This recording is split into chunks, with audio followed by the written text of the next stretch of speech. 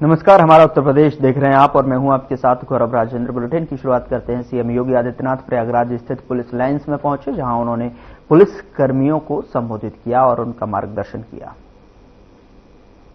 जब 2019 का कुंभ हो रहा था, उसी समय उत्तर प्रदेश के अंदर पहली बार प्रवासी भारतीय दिवस का कार्यक्रम विदेश मंत्रालय के द्वारा वाराणसी में आयोजित हुआ और जितने भी दुनिया के देशों से आए हुए प्रवासी भारतीय थे, लगभग 8,000 के आसपास उनकी संख्या थी। वे लोग प्रयागराज में भी आए थे, कुंभ में आए थे। उनके साथ मुझे संवाद करने का अवसर प्राप्त हुआ था। मैंने उनसे पूछा, भाई आपको क्या अच्छा लगा कुंभ में? पहले भी आप आए थे? उन्होंने कहा, साहब हम पहले भी आए थे। तो मैं तो ये मानता था कि वे मुझे बताएंगे कि हमें इंफ्रास्ट्रक्चर अच्छा लगा,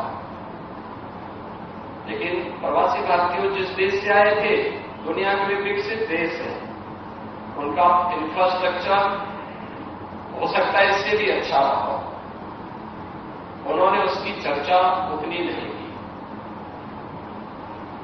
स्वच्छता के बारे में मैं मानता था कि हो सकता है स्वच्छता के बारे में कहेंगे, उन्होंने उसकी भी चर्चा कम की, क्योंकि वे जहां से आए थे वहां पे उनको स्वच्छता का वो मानक देखने को मिलता है। उन्होंने एक बात की चर्चा जरूर की।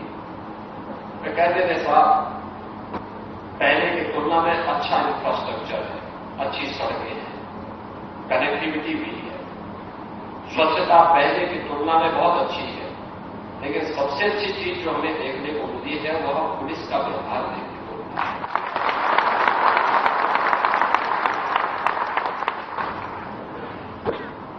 यानी अगर ये कॉमन मैन इस बात की चर्चा करे कि पुलिस का व्यवहार अच्छा है, तो मुझे ये लगा कि हम जो मेहनत कर रहे हैं पुलिस की छवि को गढ़ने के लिए, प्रदेश की छवि को दुनिया के अंदर बेहतर बनाने के लिए, वास्तव में हमारी ये साधना अच्छी दिशा में बढ़ रही है।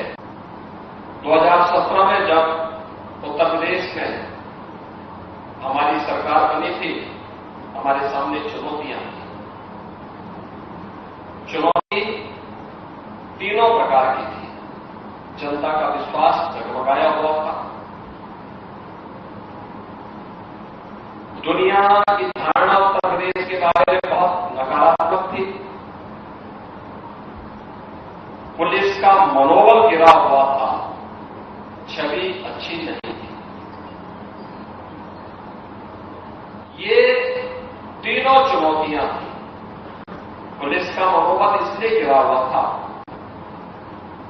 क्योंकि सरकार के स्तर पर जो ध्यान दिया जाना चाहिए था, 1.5 लाख पुलिस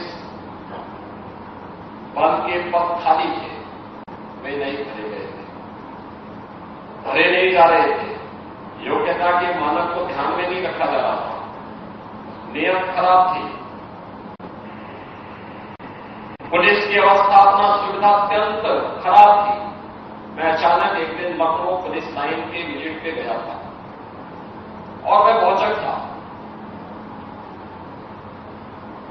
पुलिस के 2 जवान बैरक में थे।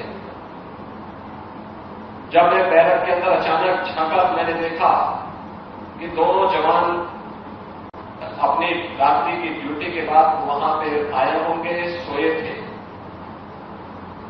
जहां वे सोए हुए थे वहां पे पूरा जाला लगा था, ऊपर छत के ऊपर कुछ भी नहीं था, एस्बेस्टस टूटा हुआ था। यही सीजन था, यही दिसंबर का महीना रहा होगा। मैं भौचक था, तो मैं जैसे पीछे हटता था तब तक एक जवान की आंखें खुली, उसने मुझे देखा तो तुरंत खड़ा हुआ। मैंने कहा नहीं देखो, मैं तो केवल देखने के लिए आया हूं यहाँ पे क्या सुविधाएं हैं। और मैं वापस आया, फिर मैंने कहा भाई और पुलिस लाइन में पुलिस कार्मिकों के रहने के लिए अच्छे बैरक बनाए जाए। आज आप देखते हो बड़े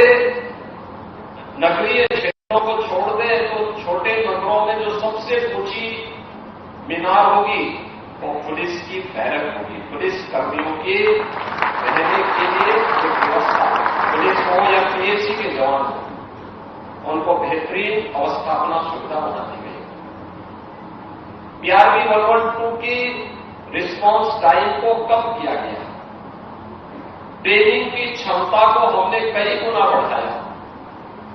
पुलिस को आधुनिक सुविधाओं से लैस किया जाए, इसके लिए भी सरकार के स्तर पर समयबद्ध निर्णय लिए गए और उत्तर प्रदेश पुलिस की भर्ती की प्रक्रिया को पूरा करते हुए 1,54,000 से अधिक पदों को भी हम लोगों ने भरने के साथ ही वर्षों से अटके हुए प्रमोशन की प्रक्रिया को भी तीव्र गति से आगे बढ़ाया। खबर लखनऊ से है, जहां पर गुरु तेग बहादुर जी के 9वें शहीदी दिवस कार्यक्रम का आयोजन किया गया। दरअसल आपको बता दें कि इस संबंध में समिति लखनऊ की ओर से कार्यक्रम संयोजक निर्मल सिंह ने जानकारी दी। शहीदी दिवस के पावन अवसर पर गत 3 वर्ष की भांति यह भव्य आयोजन इस बार भी बड़े भाव आदर सत्कार के साथ में भारतीय भवन संघ कार्यालय में 8 दिसंबर को शाम 6 बजे से भव्य कार्यक्रम का आयोजन सुनिश्चित किया गया। साथ ही बताया कि इस बीच भारतीय भवन में प्रांगण में बड़े सत्कार योग श्री गुरु ग्रंथ साहिब जी की हजूरी में पाठ कीर्तन दीवान दशमेश पब्लिक स्कूल चदड़ी कला क्लासेस लखनऊ के बच्चे कार्यक्रम प्रस्तुत करेंगे। इसके अतिरिक्त गुरु तेग बहादुर साहिब जी पर आधारित चित्र प्रदर्शनी प्रस्तुत करेंगे और कार्यक्रम में समूह लखनऊ की सिख, सिंधी, पंजाबी व सर्व धर्म समाज के 31 विभिन्न मत, पंथ एवं संप्रदायों के 100 से अधिक श्रद्धालु शामिल होंगे। वहीं अयोध्या से कई संत, विभिन्न समाजों, धर्म के प्रमुख संत आदि अतिथि सम्मिलित होंगे। आयोजन में राष्ट्रीय स्वयंसेवक संघ के प्रचारक एवं कार्यकर्ता व्यवस्था संभालते दिखेंगे, तो वहीं सांस्कृतिक कार्यक्रमों के समापन के पश्चात लंगर का भी आयोजन किया जाएगा।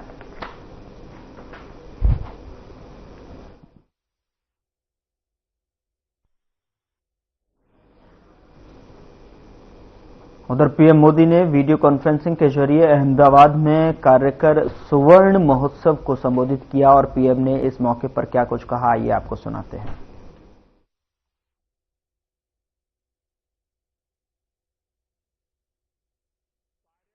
सुवर्ण महोत्सव सेवा के 50 वर्ष की यात्रा का एक महत्वपूर्ण पड़ाव है। 50 वर्ष पहले स्वयंसेवकों का रजिस्ट्रेशन करके उन्हें सेवा कार्यों से जोड़ने की शुरुआत हुई। उस समय कार्यकर्ताओं का रजिस्ट्रेशन कराने के बारे में कोई सोचता भी नहीं था। आज ये देखकर बहुत खुशी होती है कि बीएपीएस के लाखों कार्यकर पूरी श्रद्धा और समर्पण से सेवा कार्यों में जुटे हैं। किसी संस्था के लिए ये बहुत बड़ी उपलब्धि है। इसके लिए मैं आपको बधाई देता हूं, अपनी शुभकामनाएं देता हूं। आजकल एक पेड़ मां के नाम अभियान की चर्चा पूरे विश्व में है। इस दिशा में भी आपके प्रयास बहुत अहम है।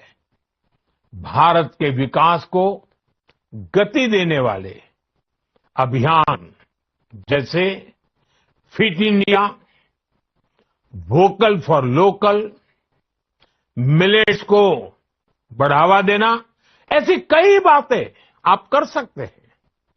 युवा विचारों को नए अवसर देने के लिए कुछ ही सप्ताह बाद जनवरी में विकसित भारत यंग लीडर्स डायलॉग, उसका भी आयोजन होगा। इसमें हमारे युवा विकसित भारत के संकल्प को पूरा करने के लिए अपने आइडियाज देंगे, अपने योगदान की रूपरेखा तैयार करेंगे। आप सभी युवा कार्यकर इससे भी जुड़ सकते। उधर अहमदाबाद के बीएपीएस कार्यकर सुवर्ण महोत्सव को केंद्रीय गृह मंत्री अमित शाह ने संबोधित किया। शाह ने क्या कुछ कहा, आइए आपको सुनवाते हैं।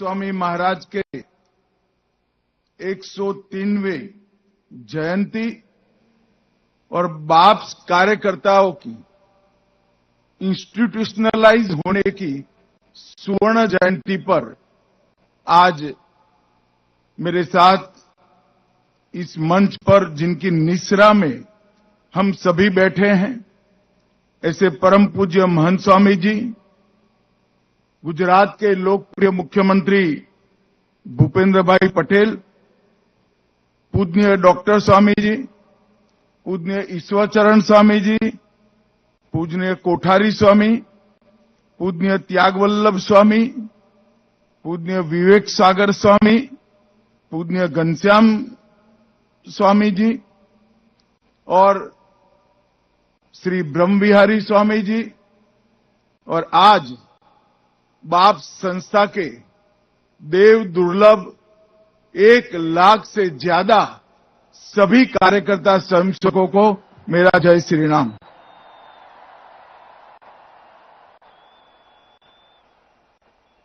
मित्रों, इसके पहले भी यहां एक स्टेडियम हुआ करता था। आज ये स्टेडियम नरेंद्र मोदी स्टेडियम विश्व का सबसे विशाल स्टेडियम, ये बनता था तब भी मैं आया हूं, बनने के बाद भी आया हूं, और अनेक मैच के वक्त मैं यहां जय पराजय के खेल को दिखा हूं। मगर आज का ये कार्यक्रम मणिकंचन योग है, प्रमुख स्वामी महाराज की 133वीं जयंती है और बाप्स कार्यकर्ता का सुवर्ण महोत्सव है। यहां न जय है न पराजय है, प्रमुख स्वामी के आशीर्वाद से विजय ही विजय है। यहां सबके विजय के लिए काम हो रहा है। आज मैं यहां आया हूं तब मैं सबसे पहले बाप्स की पूरी गुरु परंपरा के श्री चरणों में प्रणाम कर कर मेरी बात की शुरुआत करता हूं। भगवान स्वामीनारायण से शुरू हुए इस संप्रदाय में, जो मूलतः वैदिक परंपरा वैष्णव संप्रदाय से प्रेरित रहा, इस संप्रदाय में बाप्स ने एक अलग प्रकार से समाज के अंदर भक्ति के साथ साथ आध्यात्मिकता के साथ साथ समाज सेवा का भी सुभग संगम करने का काम किया। और जब मैं बाप्स के संपर्क में आया तब प्रमुख स्वामी महाराज के संपर्क में भी आया, और मैं आज आप सबके सामने स्वीकार करना चाहता हूं कि मेरे जीवन में जब जब भी संकट आया, सबसे पहला फोन अगर मुझे किसी का आया तो प्रमुख स्वामी महाराज का है।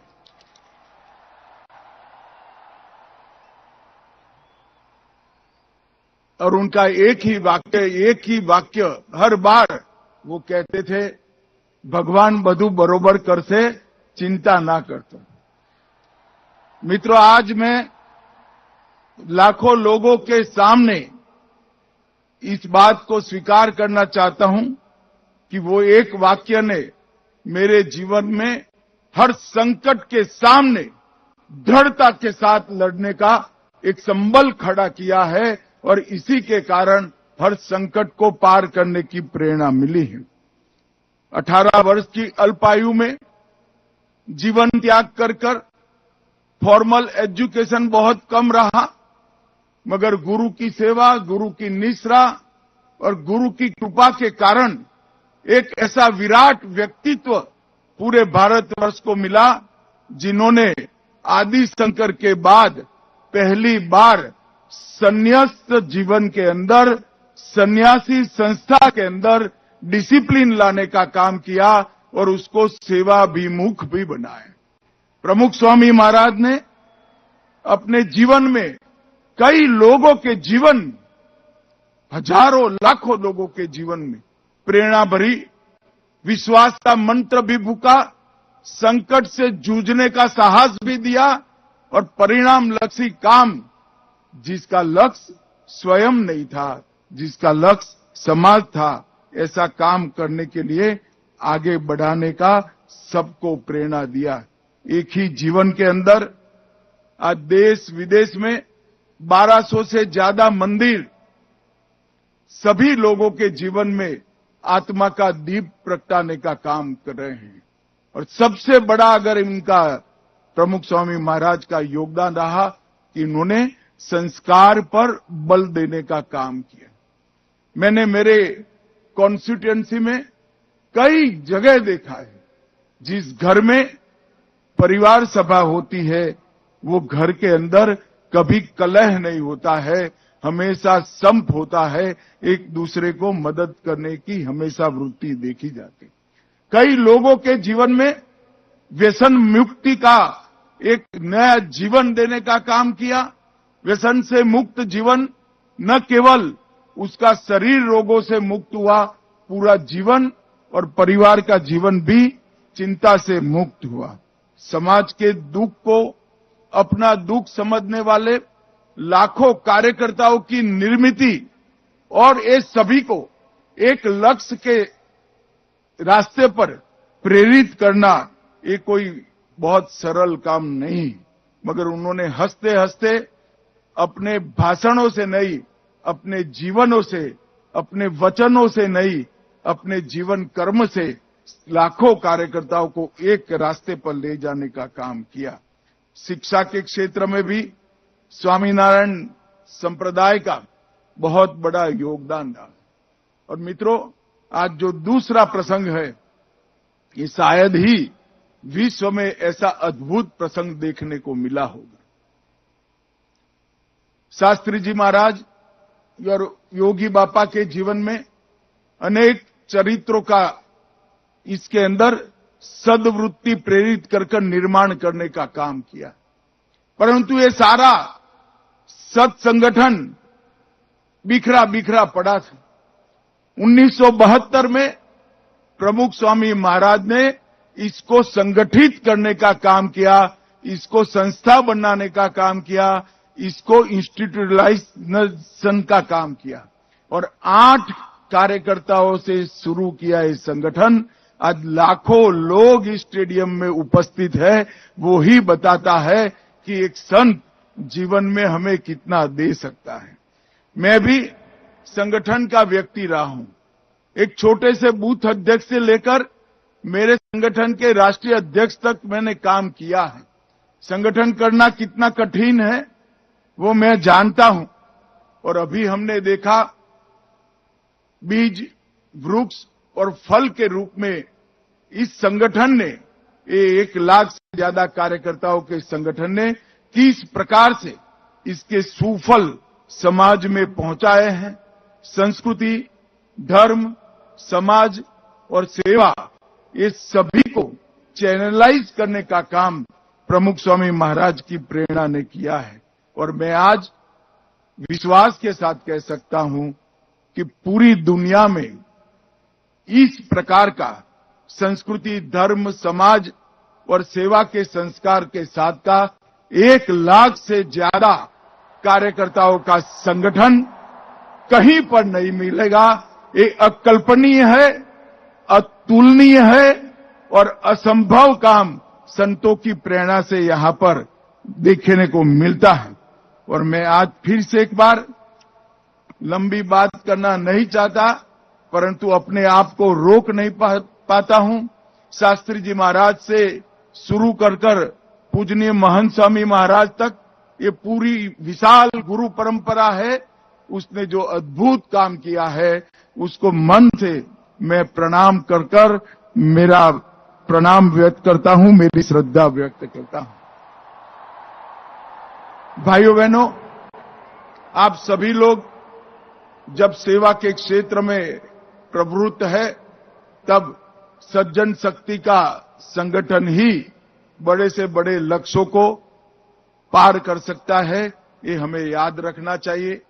भारत के जब आजादी की शताब्दी मनाई जाएगी तब महान भारत की रचना का संकल्प 140 करोड़ भारतीयों ने नरेंद्र मोदी जी की प्रेरणा से लिया है।